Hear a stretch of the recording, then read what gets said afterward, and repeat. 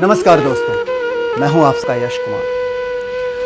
आज का ये मेरा वीडियो है सबसे ममतामयी, सबसे करुणामयी माँ के ऊपर। माँ के बारे में एक लाइन मैं कहना चाहूंगा कि मेरी तकदीर में कोई गम नहीं होता। मेरी तकदीर में कोई गम नहीं होता अगर मेरी तकदीर लिखने का हक मेरी माँ को मिला होता। सिर्फ कहने का एक सिंपल सा फंडा है कि इस पूरे विश्व में, इस धरती पर अगर कोई सबसे करुणामयी है, कोई सबसे ममतामयी है, तो वो सिर्फ माँ है, बाकी कोई नहीं है। माँ के ऊपर ये वीडियो बनाने का मेरा सिर्फ एक मकसद है कि मैं आप सबको वो कमी बता सकूं जो कमी पिछले 5-7 महीनों से मैं महसूस करता हूं।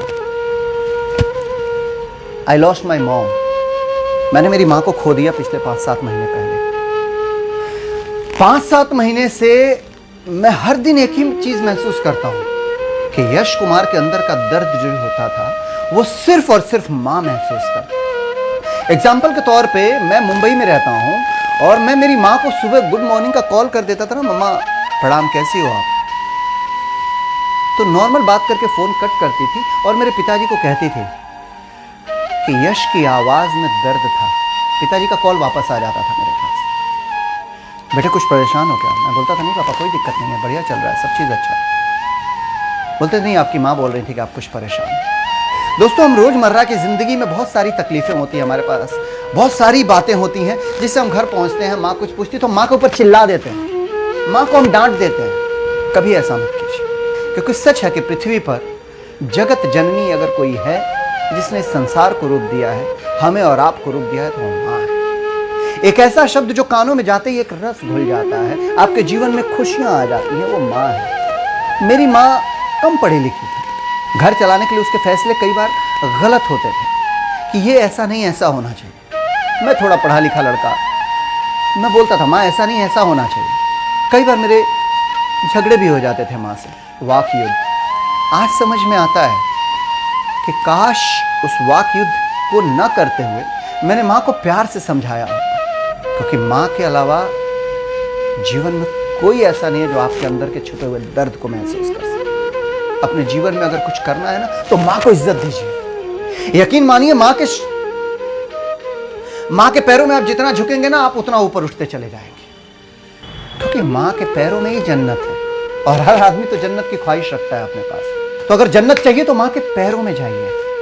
किसी ने सच कहा है कि जितना ही झुकता हूं माँ तेरे कदमों में, उतना ही ऊपर उठता चला जाता हूं। सत्य है, ये कोई लाइन नहीं है। जब आपकी माँ आपको दिल से मोहब्बत करेगी, दिल से दुआएं देगी ना, तो दुनिया की कोई ऐसी चीज नहीं है जो आप नहीं पा सकते। और अगर अपने माँ का दिल दुखा दिया, आपने अगर माँ को दुखी रखा, तो आप कितनी भी कोशिश कर लो, कामयाबी आपसे हमेशा हमेशा दूर भागेगी।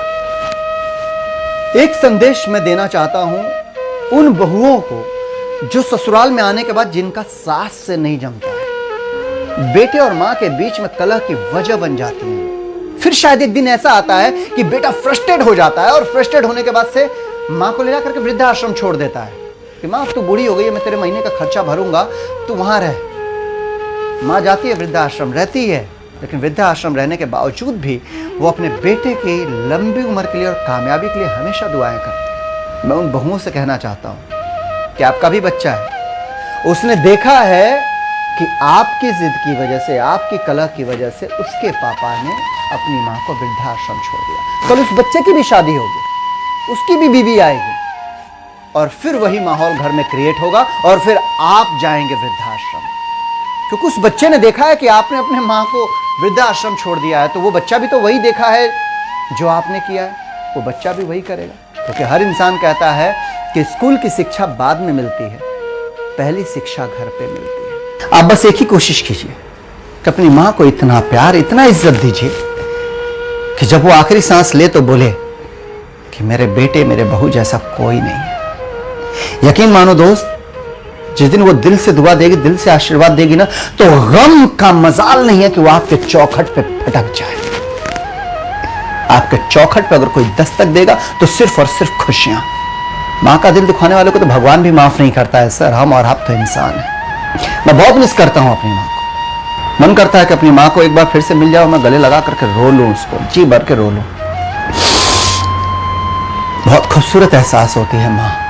आप सबसे गुजारिश है कि माँ को जितना हो सके उतना प्यार दीजिए, क्योंकि वही है कि आपको जितने भी लोग दुनिया में प्यार करने वाले हैं ना, रिश्तेदार, भाई बहन, पिता, उन सबसे 9 महीने ज्यादा आपको माँ ने प्यार किया है। बाकी के लोग आपको चॉकलेट खिलाए होंगे, बाकी के लोगों ने आपको चावल दाल खिलाया होगा, बाकी के लोगों ने आपको खाना खिलाया होगा। माँ ने अपने हड्डियों को निचोड़ करके, हड्डियों के रस को निचोड़ करके दूध पिलाया, अपने खून को निचोड़ करके दूध पिलाया है आपको। जितना हो सके जी लो अपने माँ के साथ, क्योंकि जीते जी समझ में नहीं आएगा, लेकिन जिस दिन माँ चली जाएगी ना, उस दिन रोगे, उस दिन एहसास होगा कि काश मेरी माँ वापस आ जाए। क्योंकि ये काश बहुत बुरी चीज होती है। हमें लगता है काश हमने ये किया होता, काश हमने वो किया होता, काश ऐसा होता, काश। कुछ नहीं होता है, जो है वो आज में है। आज जी लो, जितनी जिंदगी जीनी है जी लो, जितनी खुशियां देनी है माँ को खुशियां दे लो, ताकि आखिरी सांस लेते हुए वो यही कहे कि मेरे बेटे ने मेरा पैदा करना हुआ स्वार्थ कर दिया। माँ के ऊपर क्या बोलूं दोस्तों, माँ ब्रह्मांड है। मैं तो माँ के सामने एक छोटा सा तिनका हूं।